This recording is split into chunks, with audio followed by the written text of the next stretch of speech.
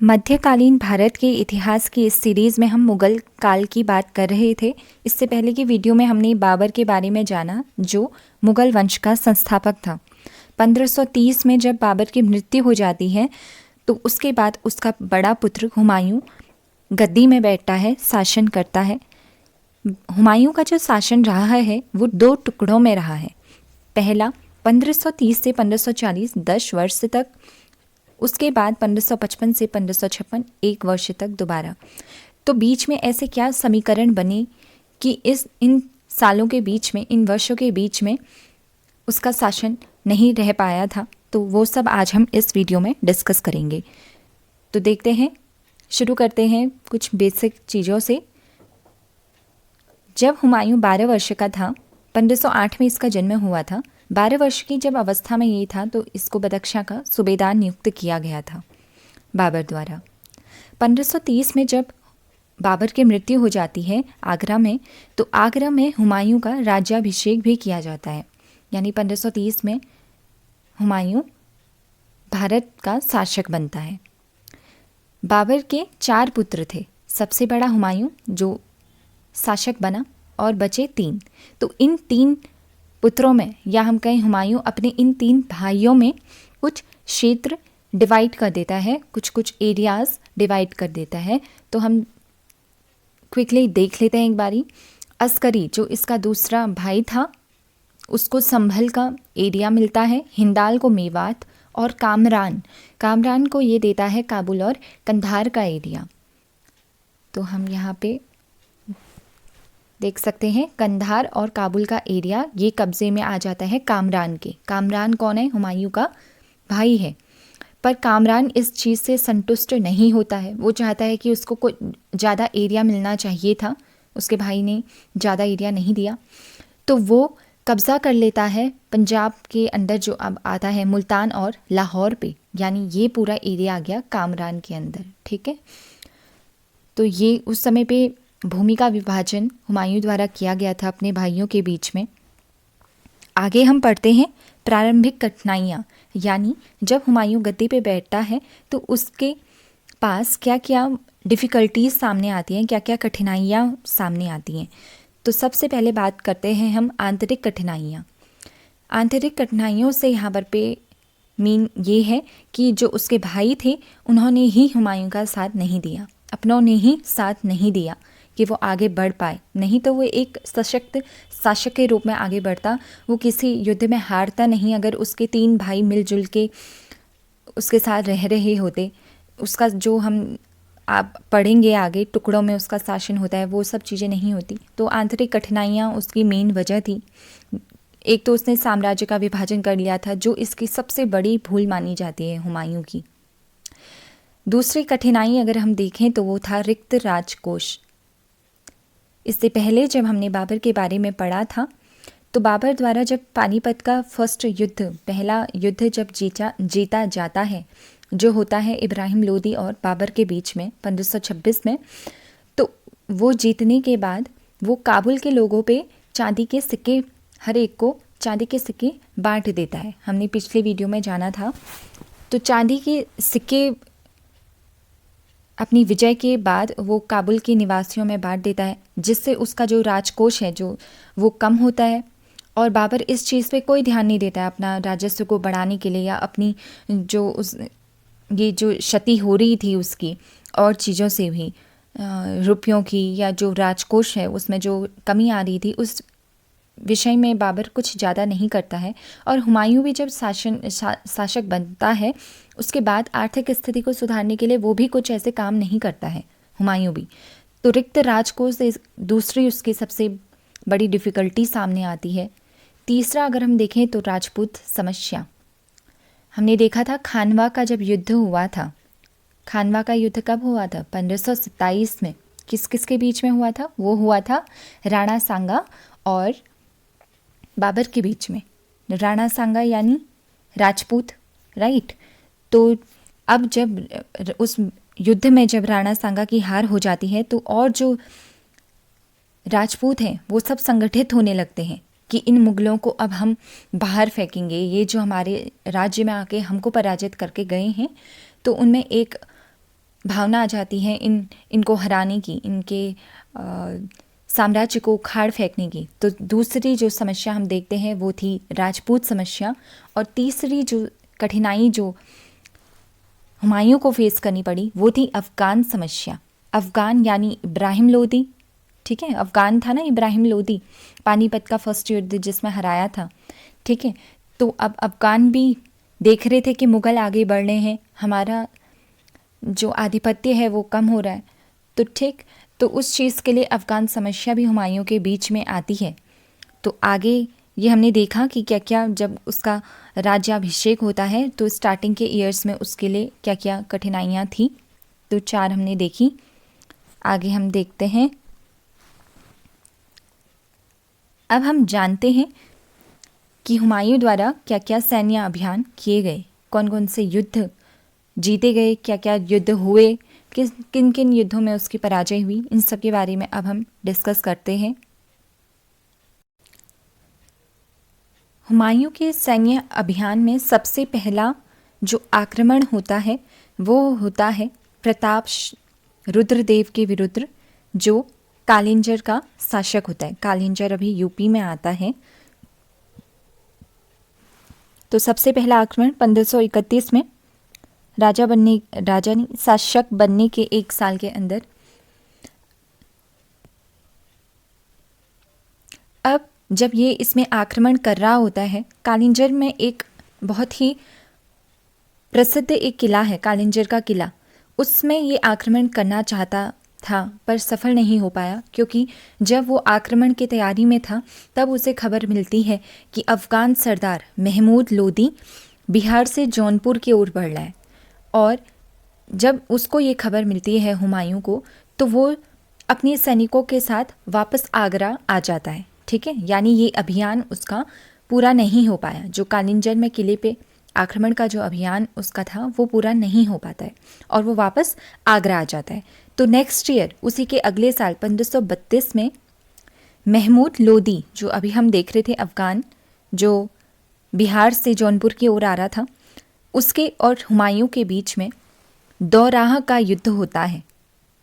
दोराह, ये भी इम्पोर्टेंट है, दोराह का युद्ध 1232 दोहरिया स्थान पर महमूद लोदी के साथ दोहरा का युद्ध होता है और जिसमें महमूद लोदी की पराजय हो जाती है, ठीक। अगली चीज़ अगर हम देखें तो 1532 ईस्वी में, इसी ईयर में चुनार के किले पे हमला करता है हुमायूं, उस पर घेरा डालता है। चुनार अभी उत्तर प्रदेश के मिर्ज़ापुर ज़िले में आता है, ठीक है, चुनार। तो उस किले पे घेरा डालता है और जिस समय पे ये घेरा डालता है यानी 1532 में, तो वो किला उस समय पे अफ़गान शासक शेर शाह के अंदर होता है, शेर खां, जिसके बारे में हम अगली वीडियो में देखेंगे। बहुत ही सशक्त शासक रहा था वो। तो वो ये जो किला, चुनार का जो किला था, वो उसके अंदर होता है, ठीक है।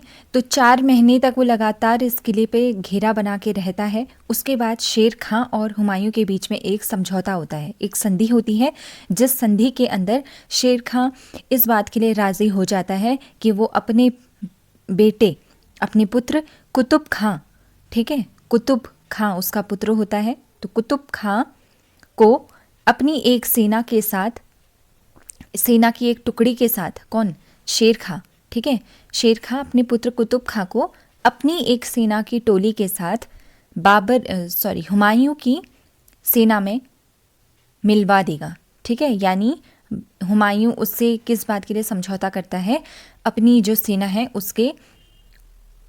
उसको बढ़ाने के लिए, ठीक है। तो इस बात पे जब हाँ हो जाती है शेर खां की, तो बाबर चुनार के किले को छोड़ देता है, यानी उस पर हमला या जो उसने घेरा डाला होता है वो उसको छोड़ देता है। अगली चीज़ अगर हम देखें तो नेक्स्ट ईयर 1533 में दिल्ली में दीन पनाह दुर्ग का निर्माण हुमायूं के द्वारा किया जाता है। इम्पोर्टेंट है, एग्ज़ाम में आ जाता है कि दीन पनाह दुर्ग का निर्माण किसके द्वारा किया गया, ठीक है। तो 4 ऑप्शन दे देगा, तो क्या हो जाएगा राइट आंसर, हुमायूं के द्वारा, ठीक है। कब किया गया, 1533 में। अगले अभियान की अगर हम बात करें तो वो होता है 1535-1536 में, जिसमें वो गुजरात के शासक बहादुर शाह के साथ आक्रमण करता है, युद्ध करता है। सारंगपुर जगह का वो शासक होता है उस समय पे बहादुर शाह, और इस संघर्ष में भी हुमायूं की जीत हो जाती है। और इस तरीके से गुजरात, मालवा, ठीक, और उत्तर प्रदेश के कुछ इलाके, ये सब किसके अंडर आ जाते हैं? हुमायूं के अंडर आ जाते हैं। बीच में फिर 1536 के मिड में बहादुर शाह जो होता है, ये दोबारा से अपना जो जिला था, अपना जो क्षेत्र था, उसको आधिपत्य करने में, अपने अधिकार में लेने में सफल हो जाता है। पर उसके अगले ही साल 1537 में इसकी मृत्यु हो जाती है बहादुर शाह की। तो फिर से ये एरिया सारा हुमायूं के अंडर में आ जाता है। 1537 में अगर हम बात करें तो पूर्व का द्वार कहा जाने वाला चुनाव दुर्ग, इस पर ही अपना कब्जा कर लेता है। यहाँ पर भी पूर्व का द्वार कहने के बजाय अगर हम उत्तर का द्वार कहेंगे तो वो ज़्यादा मैग्निफिशेंट होगा, ठीक, मीनिंगफुल रहेगा अगर हम इसको उत्तर का द्वार कहें, ठीक। तो चुनाव के दुर्ग पर कब्जा हो जाता है हुमायूं के द्वारा 1537 ईस्वी में। तो आगे हम देखते हैं हुमायूं अब धीरे धीरे अपने साम्राज्य का विस्तार करने की ओर अग्रसर है। तो इसी को आगे देखते हुए वो चले जाता है बंगाल की तरफ। गौड़ उस समय पे बंगाल की राजधानी हुआ करती थी। तो गौड़ के पास सरदारों से उसका युद्ध होता है, ठीक। और इस युद्ध में जो सरदारों के साथ जिसमें युद्ध होता है, इसमें बहुत ज़्यादा मौतें होती हैं, जिस कारण हुमायूं इस जगह का नाम जन्नताबाद रख देता है। क्यों रखा होगा जन्नताबाद? क्योंकि मृत्यु के बाद जन्नत मिले जैसे कहा जाता है ना। तो इस युद्ध में इतनी ज़्यादा मौतें होती हैं कि वो उस जगह का नाम ही जन्नताबाद रख देता है, ठीक। आगे हम बढ़ते हैं। तो जब वो बंगाल में फतह करके वापस आ रहा होता है आगरा की ओर, तो सबसे जो मेन युद्ध है हुमायूं का, चौसा का युद्ध, ठीक। चौसा का युद्ध किस किस के बीच में? शेर खां और हुमायूं के बीच में। चौसा का युद्ध बहुत बार एग्जाम में पूछा जाता है। 27 जून, डेट भी इम्पॉर्टेंट है, 27 जून 1540 को चौसा का युद्ध होता है। चौसा जो है वो गंगा नदी के किनारे पे बसा हुआ है, एक जगह है, बसा हुआ गया एक जगह है, ठीक है। तो चौसा वहाँ पर पे युद्ध होता है और इसमें बुरी तरीके से हुमायूं की पराजय हो जाती है और अफगान शासक शेर खां इसमें विजयी हो जाता है। इस विजय के बाद, चौसा के युद्ध के बाद, वो शेर शाह की उपाधि धारण करता है। कौन? शेर खां। किसकी उपाधि धारण करता है? शेर शाह की। आगे की वीडियो में हम इस बारे में डिस्कस करेंगे। वैसे तो शेर शाह द्वारा चौसा को क्यों चुना गया? शेर शाह, जब इससे पहले हमने देखा था अफ़गान शासक इब्राहिम लोदी की पराजय होती है मुग़ल बादशाह बाबर द्वारा, तो अफ़गान बहुत सशक्त रूप से इकट्ठे होते हैं, ठीक है। तो शेर शाह इतनी ज़्यादा अपनी तैयारी में रहता है, वो भौतिक परिस्थिति भी देखता है कि कब मैं इस मुग़ल शासक को हटाऊं, इसको इसका जो शासन है इसको ख़त्म करूं। तो वो देखिए, अगर हम गौर करें, 27 जून बारिश का महीना चल रहा होगा, बरसात हो रही होगी। चौसा जो खुद गंगा नदी के किनारे पे है, ठीक है, तो उस समय पे गंगा अपने सबसे ज़्यादा चरम में, उफान में रही होगी। तो वहाँ पर पे जब हुमायूं का जब वो बुरी तरीके से पराजय होता है, तो हुमायूं, ऐसा कहा जाता है कि हुमायूं गंगा नदी में चले जाता है। गंगा नदी में तैरते हुए वो सोचता है अपनी जान बचाने के लिए, और इसी सिलसिले में उसकी मुलाकात होती है भिश्ती एक निजाम से, जो एक नाविक था, नाव चला रहा था और जिसने उस समय पे हुमायूं की रक्षा करी थी, उसके प्राण बचाए थे। तो इसी वजह से भिश्ती को, एक निजाम है जो, इसको एक दिन के लिए बादशाह भी बनाया जाता है। किसके द्वारा? हुमायूं के द्वारा। तो ये भी इम्पोर्टेंट फैक्ट है एक हुमायूं का, ठीक। तो हमने देखा चौसा के युद्ध के बाद शेर खां द्वारा शेर शाह की उपाधि ली गई और कैसे हुमायूं अपनी जान बचा के आगे जाता है। और ये सब चीज़ें हमको हुमायूं नामा से मिलती हैं। हुमायूं नामा गुलबदन बेगम की रचना है, ठीक है, गुलबदन बेगम उनकी रचना है हुमायूं नामा। आगे हम देखते हैं तो अभी भी जो आगरा है वो हुमायूं के हाथ से नहीं गया है, ठीक है। तो हुमायूं अपने दो भाइयों के साथ, हिंदाल और अस्करी के साथ जीतना चाहता है कन्नौज को, बिलग्राम को, ठीक है। पर उसमें भी हुमायूं असफल हो जाता है और शेर शाह उसमें भी विजय हो जाता है। और इस तरीके से हिंदुस्तान की जो राज सत्ता है, दिल्ली, आगरा, सब में अधिकार हो जाता है फिर से अफ़गानों का, ठीक है। तो हमने देखा कैसे अफ़गान से मुग़ल आए, अफ़गानों को हरा के मुग़ल सत्ता में आए, और कैसे मुग़ल को हरा के अफ़गान ने दोबारा से अपनी शासन को लेकर आए, ठीक। तो अब हम आगे देखते हैं कि आखिर क्यों हुमायूं की असफलता रही, क्यों वो असफल हो पाया। तो हमने सबसे पहले, इससे पहले भी अभी हमने डिस्कस किया था, साम्राज्य का वो बंटवारा कर लेता है जो उसकी सबसे बड़ी भूल होती है, ठीक। शेर शाह की शक्ति की उपेक्षा करता है हुमायूं। तभी कहते हैं कभी किसी की उपेक्षा नहीं करनी चाहिए, ठीक है। उपेक्षा यानी उसको कुछ अपने को ही बड़ा समझना और दूसरे की शक्ति को ना देखना, राइट। तो ये सब चीज़ें होती हैं। तो वो शेर शाह की उपेक्षा भी करता है, ठीक, उसकी शक्ति को वो कम आंकता है। दूसरा हम देखें तो विलासितापूर्ण उसका जीवन रहता है। अब यहाँ पर विलासिता से क्या अर्थ है, वो समय का सदुपयोग नहीं कर पाता है, ठीक है। जिसमें उसमें उसको तीव्र गति से आगे बढ़ना चाहिए था, जिसमें उसने अपने साम्राज्य का विस्तार बहुत तेज़ी से करना चाहिए था, वो विलासिता में व्यस्त हो जाता है और अपने जो शत्रु हैं उनको पूरा तैयारी करने के लिए वो मौका दे देता है, ठीक है। तो आगे अगर हम देखें तो हुमायूं की दुर्बलता की अगर हम बात करें तो इसने अब कभी भी स्थिति के अनुकूल कार्य ही नहीं किया हुमायूं ने। जब इसने देखा था कि चौसा के युद्ध में इसका जो हार का जो कारण था वो वर्षा का पानी था, ठीक है, जो उसके शिविर में भर गया था। तो उस समय पे भी उसको हार का सामना करना पड़ा। फिर जब इसने बिलग्राम में, कन्नौज में अधिकार करना चाहा, वहाँ की लड़ाई में जीतना चाहा, तो भी इसने कोई रणनीति नहीं बनाई।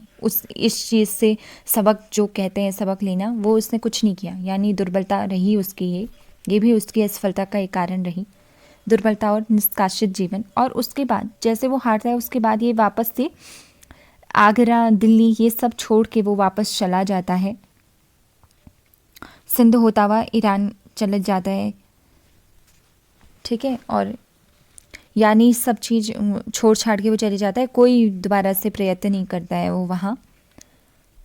आगे अगर हम देखें तो बाद में जब उसको थोड़ा लगता है कि अब चलो दोबारा से शासन किया जाए इंडिया में, भारत में, तो पुनः सत्ता का स्थापित होना, अब हम इसके बारे में डिस्कस करेंगे। ये वीडियो थोड़ी लंबी हो रही है, हुमायूं के बारे में कुछ फैक्ट्स हम डीपली जान रहे हैं अब, ताकि इससे आपको आंसर राइटिंग के लिए भी काफ़ी चीज़ें मिलेंगी। कि जैसे अगर क्वेश्चन आता है मेंस के लिए भी ना, किसी पेपर में, कि डिस्क्राइब कीजिए कि कैसे जो अफ़गान थे उनकी जो हार थी वो फिर भी एक जीत में कैसे बदल गई, या कुछ भी इस तरीके से आता है कि मुग़लों की हार का क्या मेन कारण रहा हुमायूं की। तो ये सारे पॉइंट्स आप उसमें लिख सकते हैं, कैसे भौतिक कारण, राजनीतिक कारण, आर्थिक कारण, राजकोष का ख़त्म हो जाना, राइट। तो ये सब चीज़ें हम डीपली जान रहे हैं। तो पुनः सत्ता में कैसे स्थापित होता है वो भी देखते हैं। तो अपनी जब हार होती है इसकी बिलग्राम में, उसके बाद ये सिंध चले जाता है और सिंध होता हुआ ये काबुल चले जाता है, काबुल में ही रहता है। और उसके बाद 1545 ईस्वी में ईरान के शासक की सहायता से कंधार और काबुल पर अधिकार कर लेता है। कंधार और काबुल, ठीक है, काबुल में ही रहा था और वहाँ रहते हुए ही 1545 में कंधार और काबुल में अपना आधिपत्य फिर से स्थापित कर लेता है। और फिर धीरे धीरे आगे चल के पेशावर पहुँचते हुए लाहौर पर भी कब्जा कर लेता है। यहाँ पे हम देखें तो फिर लाहौर, यानी अब ये फिर से अपना इतने पोर्शन में इसका फिर से कब्ज़ा हो चुका है। तो आगे फिर देखते हैं क्या होता है। 1554 में लाहौर में इसका कब्जा हो जाता है। 54 में पेशावर पहुंचता है और 55 में लाहौर पे कब्जा कर लेता है। फिर आता है मच्छीवाड़ा का युद्ध। ये भी काफ़ी इंपॉर्टेंट है, एग्ज़ाम में कई बार इससे क्वेश्चन आए हुए हैं। 1555 में लुधियाना से कुछ ही दूरी पे सतलज नदी के किनारे पे मच्छीवाड़ा एक जगह है। वहाँ पर पे हुमायूं और अफ़गान के सरदार हैबत खां और तातर खां के बीच में संघर्ष होता है। ठीक है, तो किस किस के बीच में? हुमायूं और अफ़गान शासकों के बीच में ये संघर्ष होता है। और इसमें ये जो जीत रहती है वो हुमायूं के पक्ष में रहती है। हुमायूं इस जगह पे अपना आधिपत्य, अपना अधिकार करने में सफल हो जाता है। तो मच्छीवाड़ा का युद्ध हुमायूं के पक्ष में रहता है। उसके बाद आता है सबसे मेन सरहिंद का युद्ध, जो वापस से हुमायूं के शासन के लिए इम्पोर्टेंट रहता है। सरहिंद का युद्ध, सरहिंद भी पंजाब के फतेहगढ़ साहिब एक ज़िला है, वहाँ पर पे आता है। ठीक है, इसकी जो पोजीशन है पंजाब में है, फतेहगढ़ साहिब ज़िले में। तो 55 में सरहिंद का युद्ध होता है सिकंदर शाह सूर और मुग़ल सेना के बीच में। मुग़ल सेना का इसमें नेतृत्व करा जाता है बैरम खां द्वारा। बैरम खां बहुत इम्पोर्टेंट है। तो बैरम खां और सिकंदर शाह सूर के बीच में ये युद्ध होता है और बैरम खां की जीत होती है, यानी मुग़ल सेना विजय हो जाती है। और सरहिंद की विजय के बाद दिल्ली के तख्त पे फिर से हुमायूं बैठ जाता है। आगे हम देखते हैं 1555 में दिल्ली की गद्दी पे बैठ चुका है हुमायूं दोबारा से, पर 1556 में एक साल के बाद ही इसकी मृत्यु हो जाती है। 1556 में कहाँ इसकी मृत्यु होती है वो भी देखें। तो अभी हमने देखा था 1533 में दीन पनाह दुर्ग का इसने निर्माण कराया था। ठीक है, और दीन पनाह दुर्ग के अंदर ही एक पुस्तकालय था जिसका नाम था शेर मंडल। ठीक है, तो इसकी सीढ़ियों से गिरने के कारण इसकी मृत्यु हो जाती है। स्लाइड में हम देखें तो ये है दीन पनाह का दुर्ग, उसका छोटा सा हिस्सा। और यहाँ पर पे ये जो हम देख रहे हैं राइट साइड में, ये है पुस्तकालय। इसके अंदर इसकी पुस्तकालय था जिसका नाम क्या था? शेर मंडल। ठीक है, तो यहाँ इसकी मृत्यु हो जाती है सीढ़ियों से गिरने के कारण। हुमायूं की कब्र ईरानी संस्कृति से प्रभावित है। ये इसका मकबरा है दिल्ली में, ईरानी संस्कृति से बना हुआ वास्तुकार, जिसका वास्तुकार जो था वो था मिर्ज़ा गियास बेग। इम्पोर्टेंट है ये भी, मिर्ज़ा गियास बेग, ये इसका वास्तुकार था। हुमायूं जो था ये बहुत ज्योतिष में काफ़ी बिलीव करने वाला व्यक्ति था। ठीक है, वास्तु वगैरह इन सब में भी इसका काफ़ी बिलीफ था। इसका मकबरा जो है दिल्ली में स्थित है। दिल्ली में मदरसाई बेगम विद्यालय इसने खुलवाया था। मदरसाई बेगम विद्यालय हुमायूं के द्वारा खुलवाया गया था। हुमायूं को अबुल फजल ने इंसान ए कामिल कहा है, ये भी इम्पोर्टेंट है। ठीक है, तो कभी एग्ज़ाम में पूछा जाता है कि इंसान ए आमिल किसको कहा गया है, या अबुल फजल ने इंसान ए कामिल किसे कहा है, तो वो कहा है हुमायूं को। तो यहाँ हमने हुमायूं के बारे में डिटेल्स के काफ़ी ज़्यादा डिटेल्स हमने इस को कवर करा है। आगे अब हम देखेंगे जो इसके बीच में जो शासन रहा 1540 से 1545 में। ठीक है, तब तक शेरशाह का शासन रहा था, उसके बाद उसकी डेथ हो जाती है। तो उसको हम नेक्स्ट वीडियो में डिस्कस करेंगे।